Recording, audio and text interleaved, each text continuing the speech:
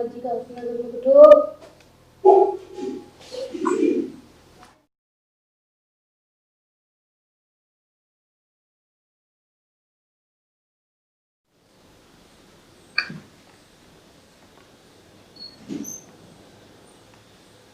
आपका क्या नाम है? प्रतिज्ञा। अच्छा, प्रतिज्ञा। कहाँ से आए हो? कौन से गांव से? मैं अयोध्या नगर। अच्छा, अयोध्या नगर जी। ये कौन से जिले में पड़ता है? ये कानपुर जिले में पड़ता है। अच्छा, ठीक है, बताइए। मैं आपके पास कुछ शंकाओं को लेकर आई हूँ। बहुत सी शंकाएं मेरे अंदर। तो सबसे पहले यही शंका है मेरे अंदर कि अभी हमने जो दंडवत की, हे हृदय मुक्ति का आनंद लेने वाले प्रभु, आप हमें ये बताएं कि बुद्ध भगवान के चरणों में दंडवत प्रणाम न करके केवल हाथों को जोड़कर दंडवत करने से उसमें क्या अंतर होता है? दंडवत करना, हाथ जोड़ करके प्रणाम करने में इसमें बहुत अंतर होता है। दंडवत जो करता है उसका जो उसके अंदर अभिमान और अहंकार होता है वो चूर होता है और श्रद्धा भाव विश्वास की जागती है। और हाथ जोड़ करके आप 1000 बार प्रणाम करें और दंडवत प्रणाम जो है केवल लेट करके एक बार करें तो उसकी बराबरी होता है। और बताइए, और कोई प्रश्न? हे परम विवेकवान श्री सतगुरुदेव भगवान, आप हमें यह बता दें कि पूर्ण सतगुरुदेव भगवान के चरणों में और संसारी मनुष्य के चरणों में क्या अंतर होता है? अच्छा, आपका ये प्रश्न है कि जो पूर्ण सदगुरुदेव है उनके चरणों में हम प्रणाम करते हैं जी। और सादा आदमी जैसे हमारे जो रिश्तेदार होते हैं, बड़े होते हैं, जैसे जीजा लगते हैं या ससुर लगते हैं या और कोई बड़ा रिश्ता होता है या हमारे पिताजी हैं, भाई हैं बड़े, तो उनके चरणों में और गुरु के चरणों में क्या अंतर है? यही तो प्रश्न है। यही प्रश्न है। देखो, हर आदमी जो होता है उसके अंदर अलग अलग अणु परमाणु जो है प्रभावित होते हैं। जैसे कोई चीज जो है वो नीचे की ओर जाती है, जैसे पानी बरसता है तो नीचे की ओर जाता है, ऐसे ही ये शरीर जो है, शरीर भी जो है अणु परमाणुओं का एक भूतान बना हुआ शरीर है। तो जो सिर में अणु परमाणु है वे अणु जो है वो धीरे धीरे हर शरीर के अंदर, हर शरीर के ऊपर जो है ऊपर से नीचे की ओर बहते हैं, बह करके चरणों में पहुंच जाते हैं। साधक जब उनको प्रणाम करता है तो वे अणु परमाणु जो है उनके सिर में लग जाते हैं। तो सिर में लगने से वे अणु परमाणु पूरे शरीर को प्रभावित करते हैं, जिससे जो महापुरुष होता है उसके गुण और लक्षण जो है उस साधक के अंदर आते हैं। और कोई खराब आदमी हो, खराब संस्कारों वाला हो, उसके चरण स्पर्श करें तो उसके भी अणु परमाणु खराब जो है वो तुरोहित करते हैं। इसलिए जो है सदगुरु के चरणों में प्रणाम करने में ये अंतर होता है। अच्छा, और बताइए, और कोई प्रश्न है? जी हे तीर्थराज श्री सतगुरुदेव भगवान, हमारा अगला प्रश्न है कि ये जो भक्तजन गुरुदेव जी के चरणों को या उनके चरणों के अंगूठे का चरण बनाकर पीते हैं तो इससे क्या लाभ होता है? अच्छा, यानी आपका ये प्रश्न है कि लोग जो है गुरु जी के चरणों को धो करके, चरणों के जो अंगूठा है उसको धो करके चरण बनाते हैं, तो उसके सेवन करने से क्या लाभ होता है? तो उसके सेवन करने से वही मैंने अभी बताया कि जो ऊपर जो अणु परमाणु है वो त्वचा से होते हुए प्रभावित करते हुए चरणों में जाते हैं। तो ऐसे ही उनके शरीर में 4 चरणामृत जो अणु परमाणु है वे नीचे पैरों में पहुंच जाते हैं। साधक जल से उनको धोता है, फिर उसको पीता है तो अंदर में जाते हैं अणु परमाणु जो है, अंदर में दिल को, दिमाग को, हृदय को, सबको पवित्र करते हुए जाते हैं और उसके अंदर जो है भक्ति की जो भावना है वो बढ़ने लगती है। और कहते हैं, तुलसीदास जी ने रामचरितमानस में कहा है कि श्री गुरु पद नट मन गण ज्योति सेवत दिव्य दृष्टि ही होती। यानी गुरु जी के चरणों में जो चरणों का अंगूठा है, अंगूठे में जो नाखून है, उसमें अपना मस्तिष्क लगाने से दिव्य दृष्टि खुलने लगती है। और कहते हैं गुरुपद रज मृग मंजुल अंजन नयन अमीय द्रग दोष विभंजन। यानी गुरु महाराज जी के जो चरणामृत है तो उसके सेवन करने से वह उसको कहिए मृदुल माने मीठा अंजन है, कायल है, जिसको लगाने से जो है दृष्टि का दोष खत्म हो जाता है। और कहते हैं तुलसीदास जी ने और भी बताया है, रामायण में जो सबसे पहली चौपाई है, सबसे पहली उसमें कहा है बंदऊ गुरु पद पदम परागा सुरुचि सुभाष सरस अनुरागा। तो इसमें सबसे पहले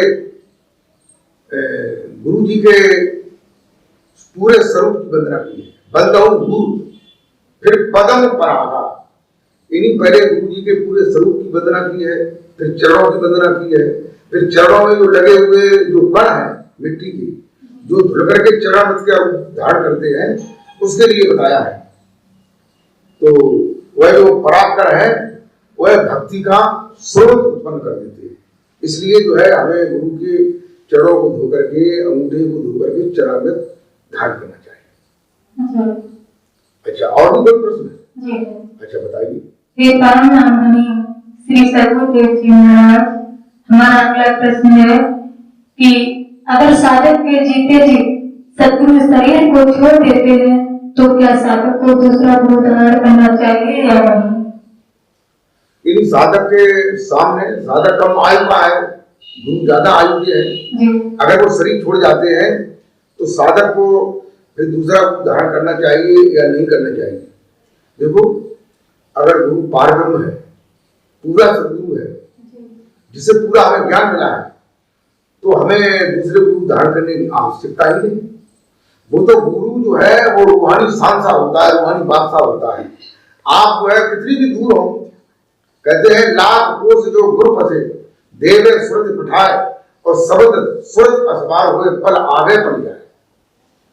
तो कहीं भी गुरु हो, साधक जो है उनका जब ध्यान करता है, अपनी सुरति को भेजता है, तो साधक वहां भी जा सकता है, गुरु जी को अपने अंदर में भी दिख सकता है।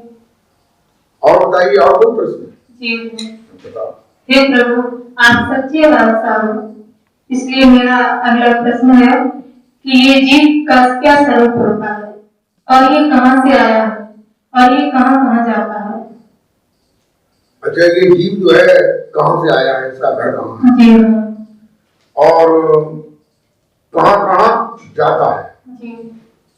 देखो, कबीर साहब ने कभी मंसूर में बताया है कि जा घर से जीव आया ताही सुध गई खोज और पुकार कहूं मैं जीव से स्वर्ग पार की हो।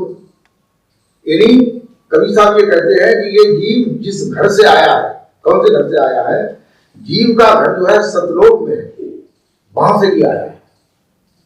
और इस जीव को जो है सतपुरुष ने ही प्रकट किया है, एक से अनेक होने का संकल्प जब किया है तो अनेकानेक शरीर के अंदर हर रोए के दरवाजों से और बड़े बड़े दरवाजों से जीवों की आवृत्ति हुई और वो नीचे आए।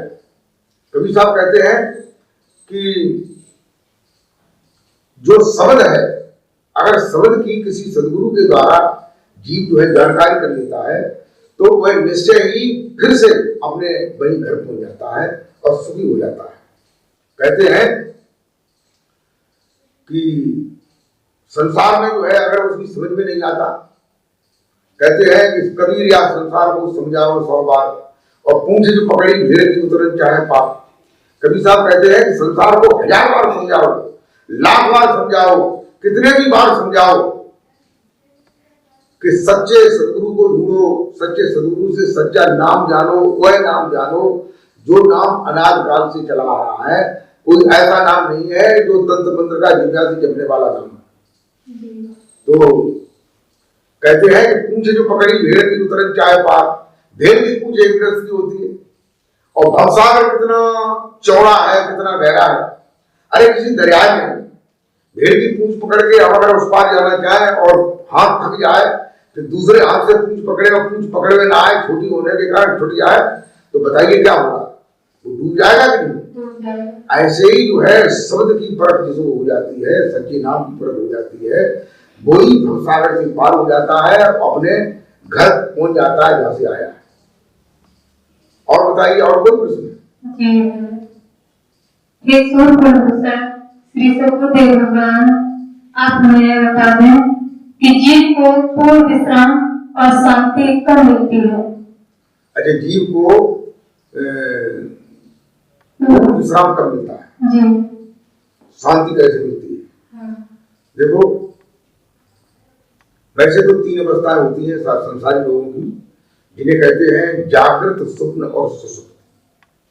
तो जगने में तो हम सारे संसार को देखते हैं, अपना कार्य करते हैं, और स्वप्न में भी जो संसार में देखते हैं वही स्वप्न के अंदर आता है।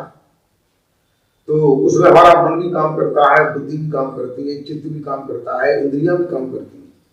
लेकिन जब सुषुप्ति अवस्था होती है, तब जीव जब सुषुप्ति अवस्था के लिए हृदय में जाता है, तो बीच में स्नायु केंद्र पड़ता है। उस स्नायु केंद्र में मन, बुद्धि, चित्त, अहम, इन अंतःकरण को बंद कर देता है और बंद करके विश्राम करता है। तभी उसे पूर्ण आनंद विश्राम मिलता है। क्योंकि जहां मन होगा वहां सकल विकल्प होगा, या बुद्धि होंगे वहां विचार होगा, या चित्त होगा वहां दृश्य होंगे। लेकिन सुसुप्ति अवस्था में जब गहरी नींद में सो जाते हैं, तब जीव को विश्राम मिलता है। उस समय न बुद्धि होती है, न विचार होते हैं, कोई चीज नहीं। और इससे भी और ज्यादा विश्राम जो है तुर्यावस्था में मिलता है, जब साधक अंदर में जो नाम है, जो रमण कर रहा है, उसमें अपनी स्मृति को जोड़ता है, और जोड़े जोड़े जब वो ध्यानस्थ हो जाता है, समाधिस्थ हो जाता है, तो उसकी तुर्यावस्था हो जाती है। ये योग की अवस्था है, इसको संप्रज्ञात समाधि भी कहते हैं। तो इसमें जो है जीव जो है शांति को प्राप्त हो जाता है। जब वहां से आता है तो उसे बहुत आनंद मिलता है। अच्छा, और बताइए, और कोई प्रश्न है? अच्छा, बताओ। हे भगवान, आपने बताया कि जीव और ईश्वर में क्या भेद है? जीव और ईश्वर में क्या भेद है? अच्छा, जीव और ईश्वर में क्या भेद है? जी ठीक है, प्रश्न तो आपका बहुत बढ़िया है। देखो, जो ईश्वर है, ईश्वर में 3 चीजें होती हैं: सत्य, चैतन्य और आनंद, जिसको कहते हैं सच्चिदानंद घन। यानी वह सच्चिदानंद है ईश्वर। और जीव जो है सत्य है, चैतन्य है, लेकिन आनंद का अभाव है। इसलिए आनंद कोई ढूंढ रहा है। कई फलों में आनंद ढूंढता है, कई सब्जियों में आनंद ढूंढता है, कई विषयों में आनंद ढूंढता है, कई तमाम तरह की जो है वासनाएं होती है उसमें आनंद ढूंढता है, लेकिन उसे आनंद कहाँ मिलता है? जब सच्चे सदगुरु के पास जाते हैं और वहां जाकर के उस सच्चे नाम को जानते हैं, और नाम को जान करके उसका अभ्यास करते हैं, और गुरु जी की मूर्ति का जब ध्यान करते हैं, तो गुरु जी का भगवान का दर्शन होता है, तब उसे आनंद प्राप्त होता है। तो यही जीव और ईश्वर में अंतर है। और बताइए, और कोई प्रश्न है? जी बताओ। अब हमारा प्रश्न ये है कि जीव की उत्पत्ति कैसे हुई? अच्छा, जीव की उत्पत्ति कैसे हुई? हाँ। देखो, जिस समय सत्पुरुष जो है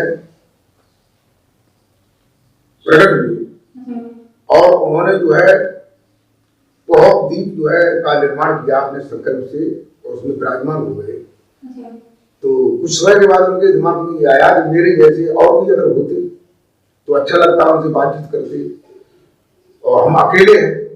तो उनके दिमाग में ये बात पैदा हुई कि मैं एक से अनेक स्वरूप बनाऊं।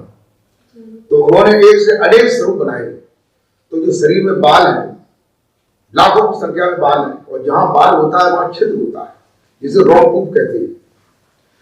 और वैसे भी दरवाजे, जैसे आंखें हैं, 2 आंखें हैं, 2 नाक है कि छिद्र है, 2 कान है, मुख है, और नीचे मलमूत्र त्याग करने वाले हैं, और ब्रह्मांड में भी और गुप्त दरवाजे हैं। सभी दरवाजों से जो है जीवों की आवृत्ति हुई। ऐसे जो है जीव की उत्पत्ति। और बताइए, और कोई प्रश्न है? जी है। आप बताइए। ये शांत चित्त में रहने वाले प्रभु, आप हमें बताइए कि जीव के साथ क्या क्या आया था? अच्छा, तो आपका ये प्रश्न है कि जब जीव सतलोक से आया जी सब कुछ ने प्रकट किए, जी तब इसके साथ क्या क्या था? हाँ तो इसके साथ जो है ये न्याय जीव था, उसमें शरीर नहीं था। जी तो जीव के साथ जो है सुरत और नृत और शब्द ये चीज साथ है। और जब जीव बार बार आता है और जाता है तो उसके शरीर के द्वारा कर्म बन जाते हैं, फिर कर्मों के संस्कारों को भी लेके जाता है जी और कर्मों के संस्कार के अनुसार ही उसको शरीर मिलता है।